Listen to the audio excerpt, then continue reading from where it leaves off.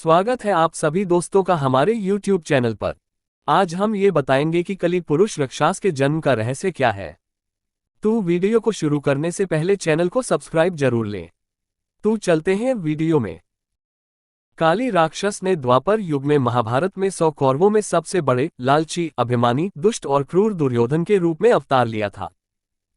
उस समय भगवान कृष्ण द्वारा प्रस्तावित शांति वार्ता को अस्वीकार करके वह महाभारत में कुरुक्षेत्र के युद्ध के लिए जिम्मेदार बन गया था। इसके बाद जब भगवान कृष्ण ने उन्हें और अर्जुन को कुरुक्षेत्र के युद्ध के लिए स्वयं या उनकी सेना में से किसी एक को चुनने का विकल्प दिया, अर्जुन ने भगवान कृष्ण को चुना जबकि दुर्योधन ने भगवान कृष्ण की सेना को चुना। दुर्योधन ने सोचा कि अर्जुन मूर्ख है क्योंकि उसने पूरी नारायणी सेना के बजाय भगवान कृष्ण को चुना और सोचा कि अब उसके युद्ध जीतने की संभावनाएं उज्ज्वल हैं।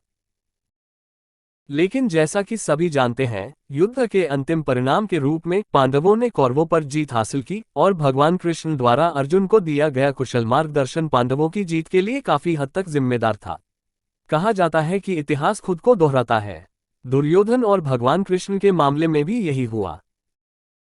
दुर्योधन के बारे में भविष्यवाणी की गई है कि वह वर्तमान कलियुग में कलिपुरुष के रूप में पुनर्जन्म लेगा और भगवान कृष्ण के बारे में भविष्यवाणी की गई है कि वह वर्तमान समय में कल्कि अवतार के रूप में पुनर्जन्म लेंगे। ये भी कहा गया है कि कलिपुरुष वर्तमान में अपना पक्ष मजबूत करने में व्यस्त है जबकि कल्कि अवतार दुर्भाग्यवश वर्तमान में कलिपुरुष के अनावश्यक षड्यंत्र, अराजकता, विनाश और अव्यवस्था का शिकार हो गया है। ये भी भविष्यवाणी की गई है कि भविष्य में कलिपुरुष और कल्कि अवतार के बीच युद्ध होगा। फिर से कलिपुरुष को लगता है कि अंत में उसकी जीत होगी।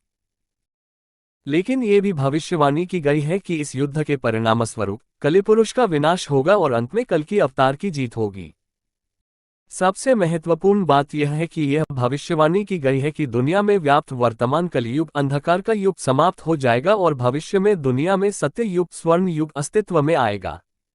और ये कल्कि अवतार का जीवन ही होगा जो दुनिया में इस महान सकारात्मक परिवर्तन के लिए काफी हद तक जिम्मेदार होगा। आधुनिक समय में राक्षस काली को काली पुरुष के रूप में जाना जाता है जो केवल अराजकता और विनाश को बढ़ावा देता है। कलियुग हिंदू धर्म के सबसे भ्रष्ट और हिंसक चक्र का शासक है जिसमें मानव जाति देवताओं को त्याग देती है और नैतिकता की जगह खुलेआम दुश्मनी और अनैतिकता आ जाती है। इस चक्र को कलियुग के नाम से जाना जाता है जिसका नाम इसकी नारकीय प्रकृति और इस तरह की बुराई की देखरेख करने वाले राक्षस के नाम पर रखा गया है। काली उन सभी अपवित्र चीजों का प्रतीक है जो संतुलन, शांति और जीवन का विनाश है। जब अच्छे लोगों के लिए जीवन असहनीय हो जाता है और मानव जाति पूरी तरह से कली की अराजक शक्ति के अधीन हो जाती है, तो ये भविष्यवाणी की जाती है कि कल्कि का जन्म होगा और वह कली और उसके कई अनुचरों के खिलाफ हथियार उठाएगा और दिव्य दंडक बनकर उन दुष्ट लोगों को दंडित करेगा जो कलियुग में दूसरों की कीमत पर फलते फूलते हैं। कल्कि अवतार भी व्यक्तिगत रूप से काली राक्षस से युद्ध करेंगे और उसका वध कर ब्रह्मांड को उसके क्रूर शासन से मुक्त करेंगे तथा व्यवस्था की पुनःस्थापना करेंगे। कल्कि वह होंगे जो सत्य युग के आगमन की अनुमति देंगे, एक स्वर्ण युग जहां मानव जाति के बारे में कहा जाता है कि वह देवताओं से सीखेगी और कई शताब्दियों तक समृद्ध होगी, इससे पहले कि वह अनिवार्य रूप से धीरे धीरे भ्रष्ट हो जाए, जैसा कि हिंदू ब्रह्मांड विज्ञान को बनाने वाले अनंत चक्र की प्रकृति है।